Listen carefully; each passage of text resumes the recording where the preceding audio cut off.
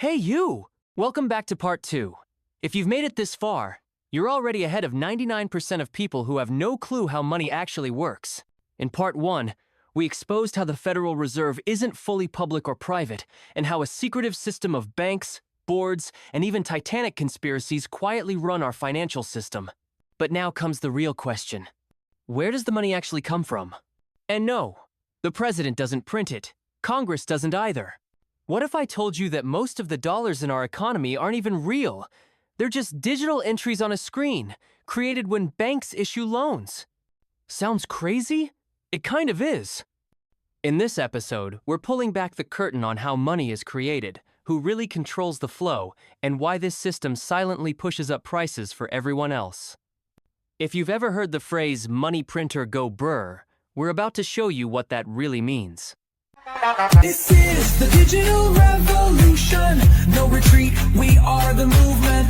Building empires that forever last. We don't fold, we rise, we blast. Let's jump in. Introducing the U.S. Treasury, the government's money manager. When people say the government prints money, they're usually thinking of the U.S. Treasury, and that's partly true. The Treasury has two key departments. The Bureau of Engraving and Printing, which prints paper dollars. The U.S. Mint, which makes coins. But here's the twist. The Treasury doesn't get to decide how much money to print or when to do it. They're more like the printer, not the boss. The real orders come from the Fed. Think of the Treasury as the factory, and the Fed as the customer telling them what to print. But printing money is just one job. The Treasury does much more, such as collects taxes.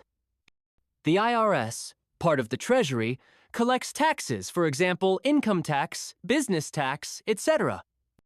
This is one of the main ways the government gets money to fund public services. It also pays the government's bills.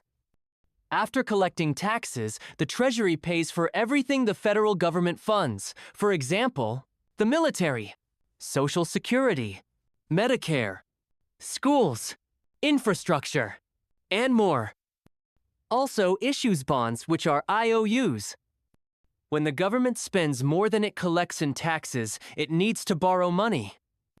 So the Treasury issues bonds, basically IOUs that promise to pay interest later. These bonds are bought by banks, investment firms, regular people, even other countries. When you hear that the U.S. has $34 trillion in national debt, that debt comes from all the bonds the Treasury has issued over time. These bonds become super important, which we will dive into later in the video when the Fed uses them to create or remove money from the economy. Lastly, it also manages cash flow. Just like a business needs to manage its money to stay open, the Treasury makes sure the U.S. government has enough cash on hand day to day. Now let's talk about the money supply controller. The Fed doesn't actually print money, but it controls how much money is in the economy. Think of the economy like a bathtub. The water is money. The bathtub is the economy. The faucet is the Fed. The drain is also the Fed. The Fed can pour in more money or drain it out, depending on what the economy needs. But here's the mind-blowing part. Over 90% of US dollars are digital. Most money isn't even printed, it's created out of thin air. Here's how it happens. Let's look at two scenarios. Scenario A, banks create money through loans. When you take out a loan, let's say $10,000 for a car, the bank doesn't take that money from someone else's account. That money is created digitally when the loan is approved. Boom! New money! This system is called fractional reserve banking. But here's where it gets weird.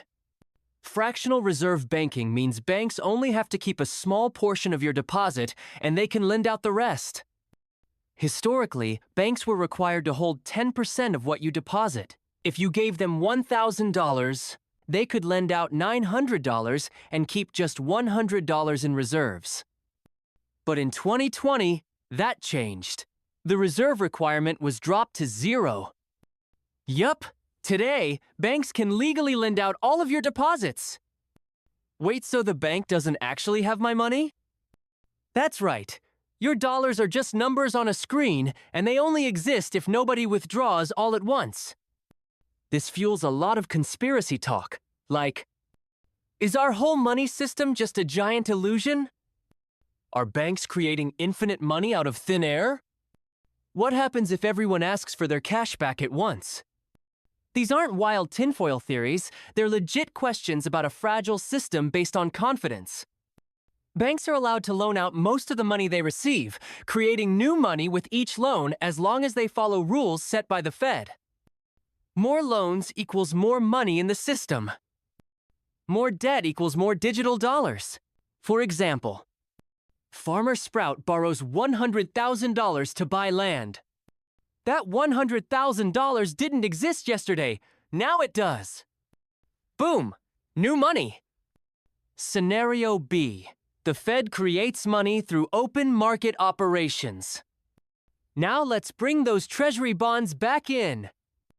The Treasury issues bonds, and the Fed buys them from banks.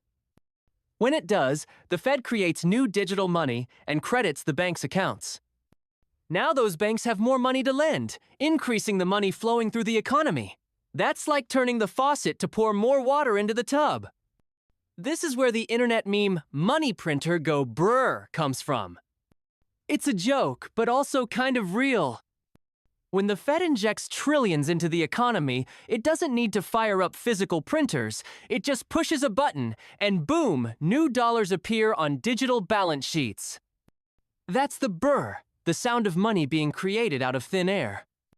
But while it might sound funny, the consequences are serious.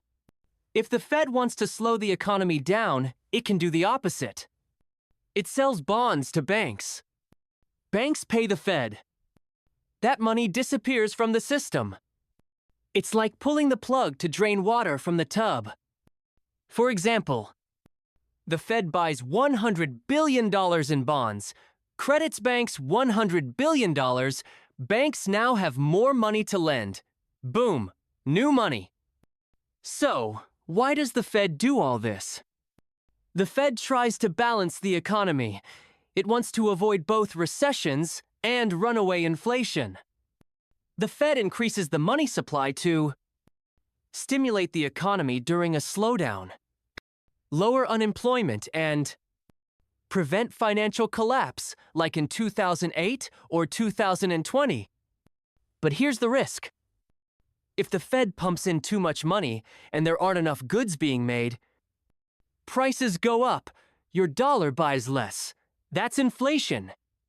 Let's look at a real-world example, COVID-19. During the pandemic, here's what happened. The Fed lowered interest rates to near zero. It bought trillions in bonds, adding over $4 trillion into banks. The government, via Treasury, sent out stimulus checks. That led to a massive increase in the money supply, but factories and supply chains slowed down and fewer goods were being produced. Result? More dollars chasing fewer products equals prices skyrocketed. That's inflation in action. So, in summary, take a look here. So now you know money doesn't just get printed. It gets created by banks, by the Fed, and by a system most people don't even question. But creating money is just one side of the equation. The other side? Deciding how expensive that money is to borrow. Because whether you're buying a house, swiping a credit card, or paying off student loans, there's one invisible force pulling the strings behind your monthly payments.